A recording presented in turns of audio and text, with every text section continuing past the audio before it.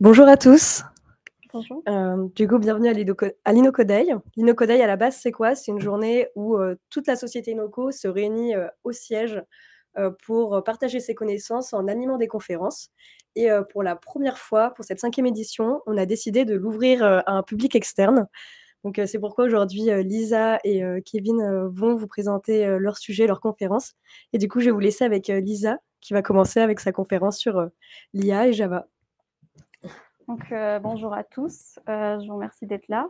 Merci aux personnes qui nous rejoignent en ligne. Pour me présenter, moi c'est Lisa Hakem. Je suis développeuse Java au sein de Innoco et je vais vous présenter comment intégrer l'IA en Java.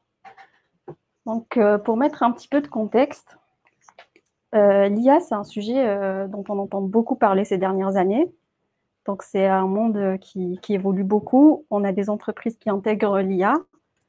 Et donc, on a plein de secteurs d'activité qui se lancent dans l'IA. Parmi ces secteurs d'activité, j'ai fait un petit graphe qui représente les taux d'adoption de l'IA par secteur d'activité. Nous avons le secteur agricole, donc, qui intègre beaucoup l'IA, avec un taux de 58%. Là, c'est beaucoup utilisé pour l'agriculture de précision, donc notamment pour, par exemple, détecter les maladies des cultures en stade précoce. Et donc, c'est utilisé, par exemple, pour plein d'autres cas. Et nous avons en deuxième position le secteur industriel.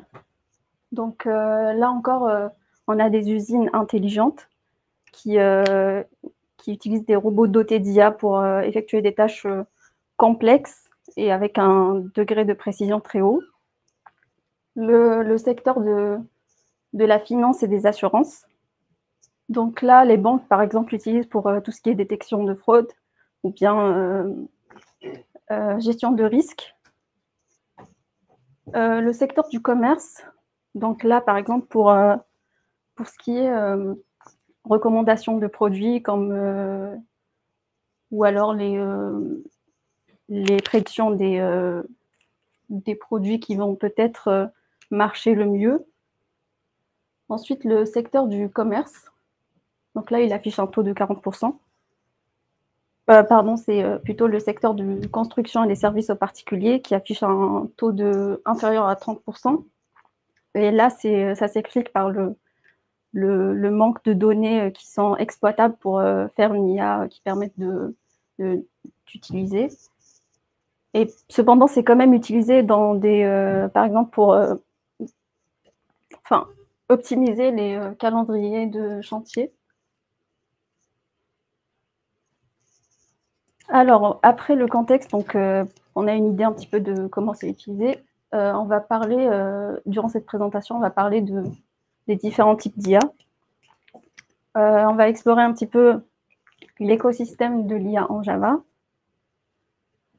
les pièges à éviter, et on va terminer par une petite démonstration d'un petit projet que j'ai réalisé en Java.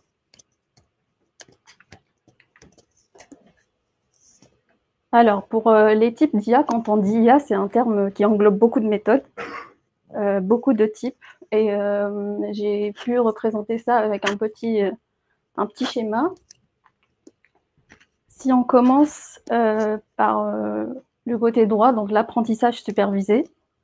C'est quoi l'apprentissage supervisé? C'est une méthode qui repose sur des données qui sont labellisées, bien étiquetées. Donc, en entrée, on a des données qui sont connues, et en sortie, des données qui sont également connues. Donc, le modèle apprend à partir de cette base-là. C'est utilisé pour les prévisions météorologiques, la détection de fraude à l'identité, bien la classification d'images. Et un des exemples les plus connus, c'est on a des images de radio, de poumons, Donc, les unes sont étiquetées poumons sains et les autres poumons avec anomalie. Et donc, à partir de là, le modèle s'entraîne et peut détecter par la suite si une nouvelle image qui lui est présentée représente une anomalie ou pas. Ensuite, nous avons l'apprentissage non supervisé. Donc, à l'opposé du supervisé, là, les données ne sont pas du tout étiquetées. Et donc, le modèle essaye de détecter des schémas ou bien des structures cachées pour expliquer les données. Donc, c'est utilisé pour le ciblage marketing, pour la visualisation de mégadonnées ou bien pour les systèmes de recommandation. Donc là encore, un des exemples connus, c'est les supermarchés, pour prendre l'exemple, qui, à partir de l'historique des achats des clients, peuvent faire des clusters de ces clients-là pour recommander un produit par cluster. Nous avons l'apprentissage auto-supervisé. Donc ça, c'est une extension de l'apprentissage non supervisé. Les données ne sont pas étiquetées, exactement pareil. Cependant, il y a des informations qui permettent de guider l'apprentissage. Tout en bas, on a l'apprentissage par renforcement. Donc le système apprend à partir d'essais, bien d'interactions avec l'environnement. Donc c'est un système qui marche avec on peut dire, punitions ou bien récompenses. Si le modèle agit bien, on lui donne une récompense. Sinon, il y a une punition. Et c'est à partir de là qu'il s'améliore. C'est utilisé dans la prise de décision en temps réel, dans l'apprentissage des tâches ou bien dans la navigation robotique. Et tout au milieu, au centre, on a l'apprentissage profond. Donc ça, c'est ce qu'on appelle le deep learning. Donc ça repose sur des réseaux de neurones artificiels. Et donc le modèle s'entraîne à partir de volumes immenses de données. Et à partir de là, il peut répondre à nos questions. Alors, pour cette présentation, je vais me focus un petit peu sur deux éléments d'IA. Donc d'abord les LLM, les Large Language Models, et le RAG, Retrieval Augmented Generation. Donc les LLM, bien Large Language Models, on a trois types d'LLM. D'abord les Language Models. Donc là, c'est simple. C'est un modèle qui prend en input du texte et nous ressort du texte par la suite. Donc c'est utilisé pour, par exemple, l'autocomplétion. Si on propose au modèle une phrase, par exemple, je vais aller au, le modèle va nous répondre au bureau ou bien au travail, ou peu importe. Donc, il arrive à nous répondre de cette manière-là. Ensuite, on a les chat models. Donc là, pour l'exemple, c'est ce qu'on connaît actuellement avec ChatGPT, par exemple. Donc, c'est un langage un peu plus intelligent qui permet de nous répondre de manière contextuelle. Et les embedding models. Donc, pour les embedding models, c'est en entrée du texte et en sortie des vecteurs numériques. Donc, là, c'est beaucoup utilisé pour tout ce qui est recherche. Donc, à partir de vecteurs, à partir des vecteurs qui sont en sortie, on peut calculer la distance euclidienne entre les différents vecteurs et donner du sens à ces données-là. Ensuite, nous avons le RAG. Donc là, c'est une combinaison de deux méthodes. D'abord, le LLM, donc pour la génération de texte. Et ensuite, des systèmes de recherche pour rechercher des données à partir de documents ou bien une base de données qui est connue. Donc, on a une base de données ou bien des documents. Et à partir de ces documents-là, on peut interroger l'IA pour avoir une réponse selon ce qu'on lui a donné comme document. Donc, il faut savoir que ces différentes IA dont on a parlé ne s'excluent pas mutuellement. Donc, souvent, elles sont combinées pour avoir un résultat qui est optimal, bien, pour améliorer un petit peu selon notre cas d'utilisation. Et maintenant, on va parler du coup de l'utilisation de ces IA-là en Java. Donc, on a plein de bibliothèques et de frameworks qui sont disponibles.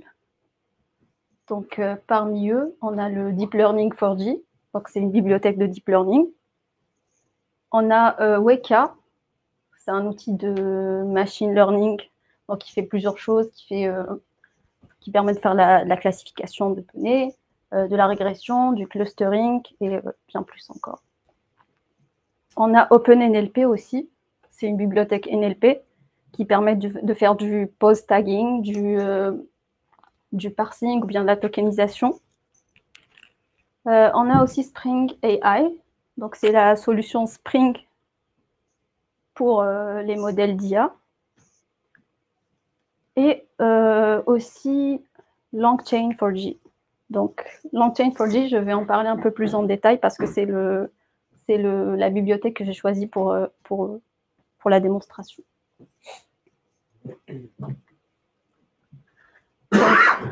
LangChain4j, c'est quoi? Donc LangChain4j, ça vient de LangChain. LangChain, c'est peut-être une bibliothèque que vous connaissez déjà. C'est une bibliothèque Python qui fait beaucoup de choses, qui fait elle intègre les document loaders, les vector stores, les prompts, les agents, les chaînes, ou bien les LLM. Et là, il y a quelqu'un qui s'est dit pourquoi ne pas faire ça en Java. Donc, c'était pas disponible en Java. Et ce quelqu'un s'appelle Dimitro Lubarski. J'espère que je prononce bien son nom.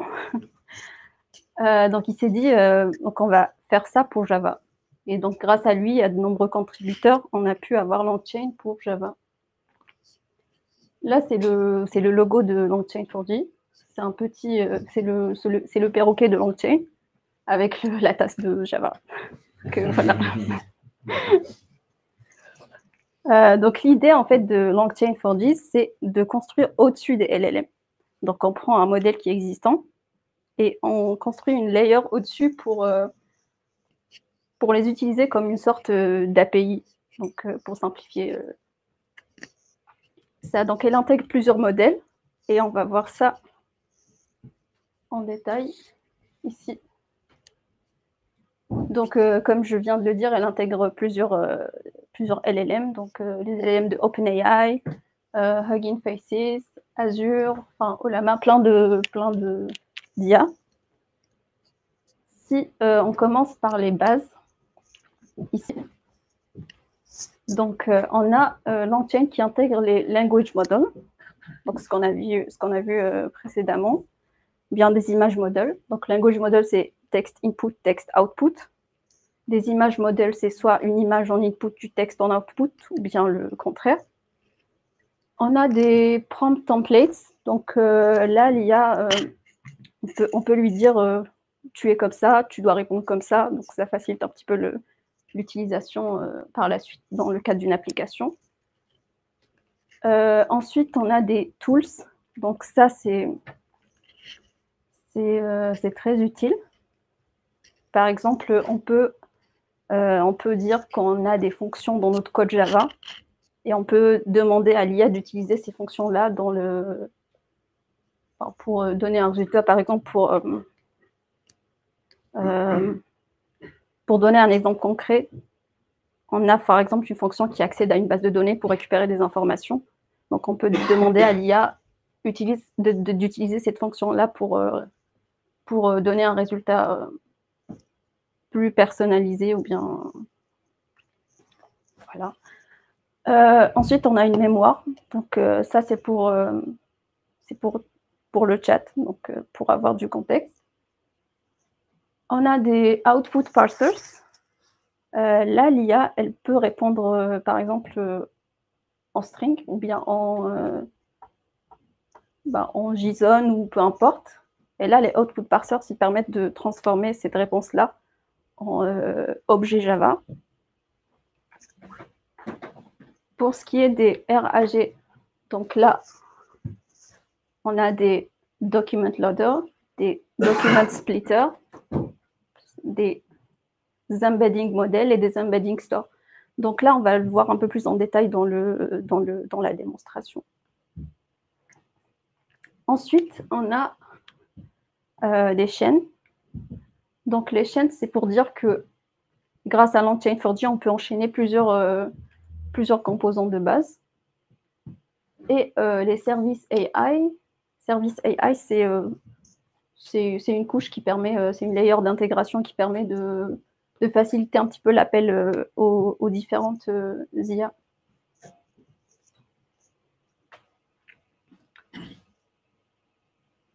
Alors, les pièges à éviter. Donc, quand on intègre une IA comme OpenAI, par exemple, les appels peuvent être très coûteux. Et donc, le mieux, ça serait de gérer ça au niveau du code, de faire en sorte de faire le minimum d'appels possible, de peut-être utiliser un système de cache pour des réponses qu'on a déjà eues. On a une latence qui peut être importante. Et si on a des prompts qui sont mal conçus, donc la réponse peut ne pas être très précise. Ensuite, on peut avoir des échecs des appels, donc on ne peut pas contrôler ça. Si l'IA ne nous répond pas ou prend du temps à nous répondre, ça peut bloquer notre application. Et pour ça, on peut par exemple faire en sorte de ne pas bloquer l'application, de gérer ça de manière asynchrone, ou bien de faire des systèmes de retry pour essayer jusqu'à ce qu'on ait une réponse. Donc voilà pour les pièges. On va passer à la démo. Hop, je vais partager.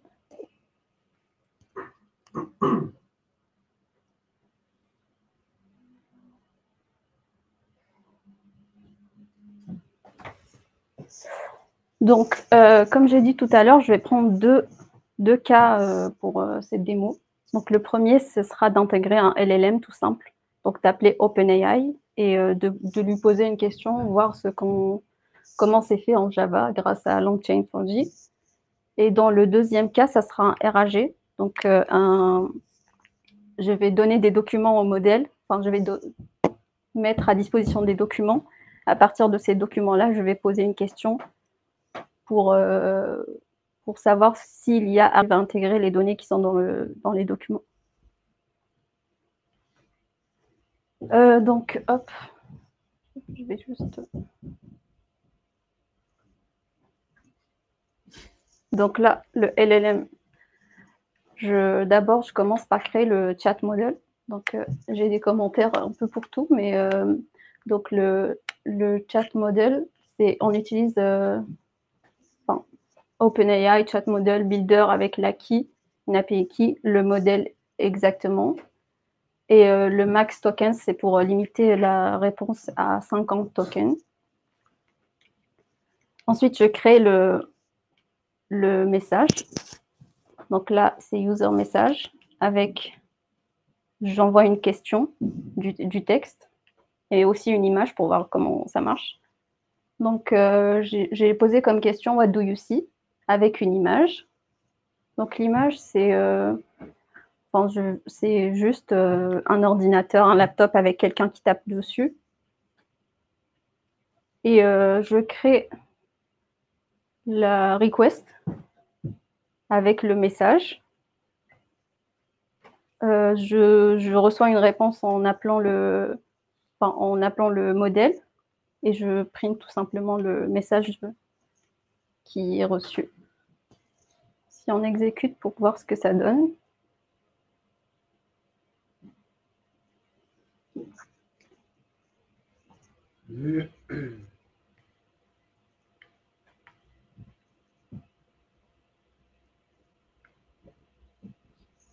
C'est un petit peu long, mais...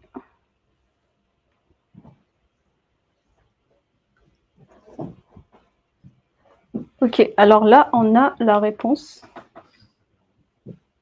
Ici, une image, c'est en anglais, désolé, mais il dit qu'il voit une image avec un laptop. Et là, la réponse, normalement, elle doit être de 50 tokens au maximum. Donc là, c'est vraiment très simple avec LangChain. Donc, c'est juste quelques lignes et c'est configuré. Et l'avantage, c'est qu'on peut utiliser plusieurs modèles et de la même manière, juste changer la key ou bien le nom du modèle. Donc, voilà. Pour le deuxième exemple,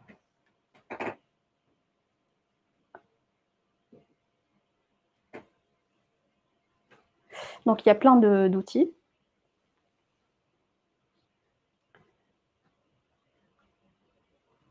Là, pour l'exemple, je vais donner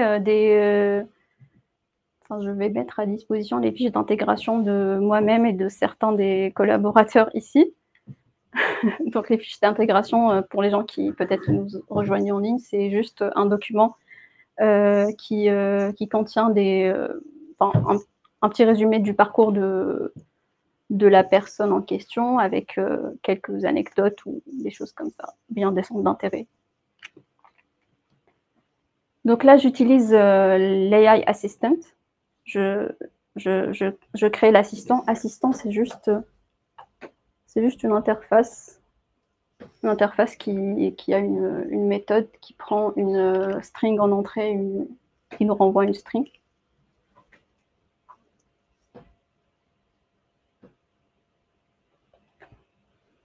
Oh, pardon.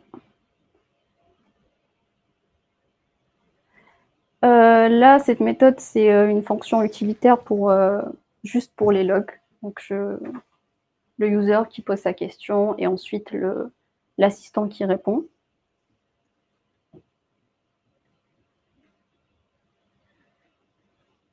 Donc là, pour la méthode create assistant, j'initialise le modèle pour créer les embeddings. Comme vu tout à l'heure, donc c'est un modèle qui va prendre en entrée du texte et qui va nous ressortir des vecteurs numériques. Donc là, c'est le modèle que j'ai choisi. J'ai la liste des fichiers, des fiches d'intégration que je vais utiliser.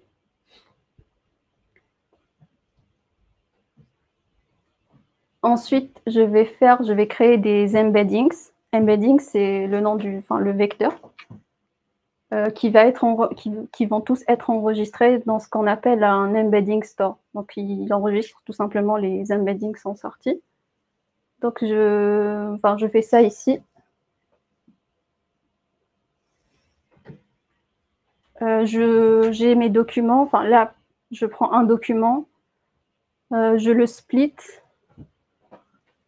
je l'embed et je le mets en mémoire. Hop, je retourne l'embedding.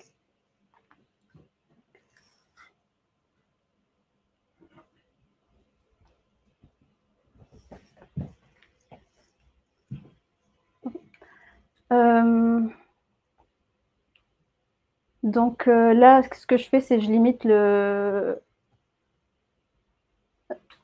Donc pour chaque fichier, je crée un retriever, effectivement, et ensuite je limite le nombre de résultats à 2 par requête. Et je fais en sorte que le score minimum pour accepter la réponse, c'est de 0,6. Enfin, 0,6.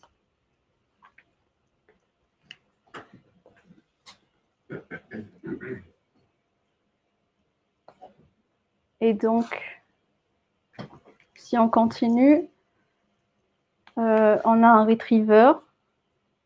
Et là, c'est la partie où je choisis le modèle. Donc, c'est toujours OpenAI avec GPT-4.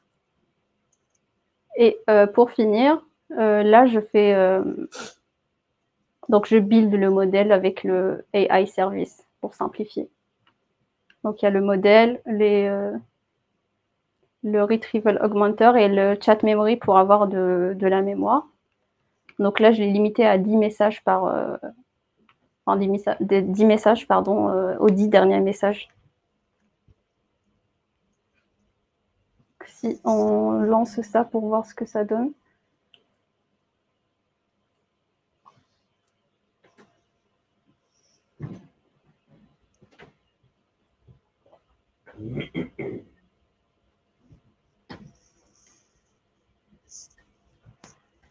Ok, alors là, c'est lancé. Et je vais poser une question simple. Je vais dire, par exemple, qui est intéressé par la lecture. Donc normalement, là, il va chercher dans les documents et il va pouvoir répondre.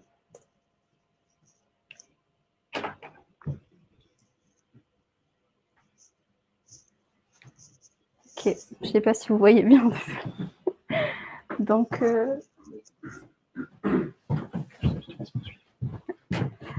là, l'assistant nous répond, d'après les informations fournies, il semble que plusieurs personnes portent un intérêt pour la lecture. Donc, on a Camille qui recommande un livre. Kétine aussi, qui nous parle d'un autre livre. Donc là, on a une réponse. Voilà.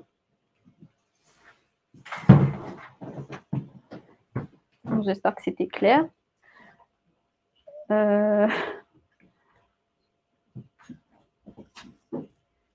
Ok.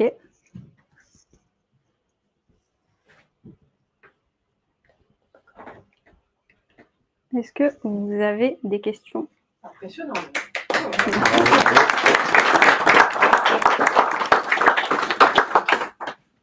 Pour les personnes qui sont en ligne, pour poser la question, ce sera avec un point d'interrogation à la fin pour qu'on puisse les afficher. Pour l'instant, il n'y a pas de questions en ligne. Peut-être qu'il y a des questions dans la salle. Oui.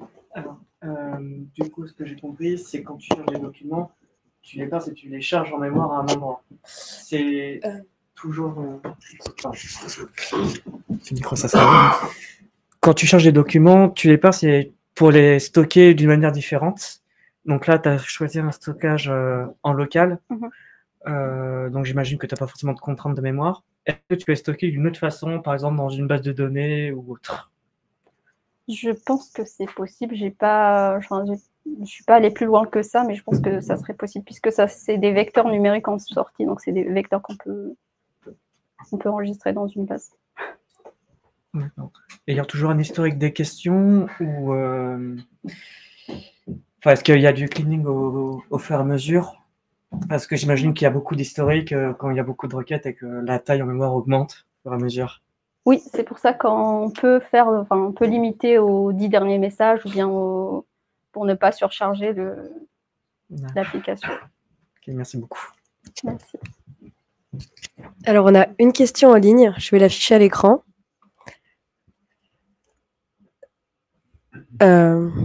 Donc, vous la voyez pas, mais je la vois. On te dit merci pour ta présentation et on te demande quels fournisseurs d'IA sont compatibles avec LangChain 4G. Il y a plusieurs fournisseurs, donc il y en a plein. Il y a OpenAI pour l'exemple que j'ai pris. Il y a aussi les IA l'IA Google Gemini, il y a Ollama, il y a plein d'IA et vous pouvez retrouver ça sur le repo de LangChain 4G. Donc c'est un repo qui a plein d'exemples sur, il me semble, je ne suis pas sûre, mais il me semble toutes les IA qui sont prises en charge par LangChain 4G. Merci pour ta réponse.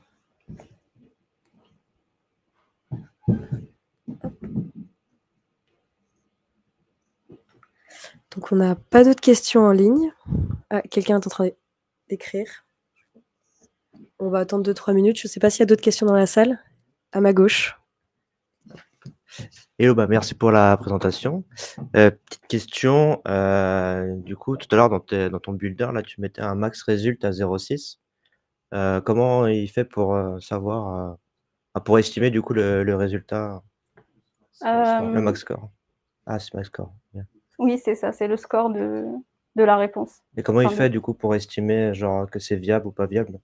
D'où il vient ce scoring? Je pense que c'est un retour du modèle qui est choisi, qui nous donne un résultat pour la réponse. Ok. Merci. Alors, on a une autre question en ligne. Donc, Miel, merci beaucoup. Peut-on utiliser des modèles locaux avec LangChain 4G? Oui, c'est possible. Cependant, en fait, pour les modèles qui sont en ligne, c'est facile, c'est juste une API key et le modèle qu'on choisit. Et pour des modèles locaux, on peut les intégrer, par exemple, avec Ollama, mais en fait, ça requiert de créer une API locale pour requêter le modèle. Merci pour ta réponse. Merci. Qui l'avait déjà utilisé, Ouais. On a fait en Python et pas en Java. Ouais. Moi, j'ai l'impression qu'on n'a pas d'autres questions. Donc, on va pouvoir S'il n'y a pas de fermer questions. cette conférence. Oui, merci. Est-ce que tu peux repartager le diaporama Ah oui. sur l'application? Et on peut se retrouver donc à 10h45 pour la conférence de Kevin sur les algorithmes de recommandation. À tout à l'heure.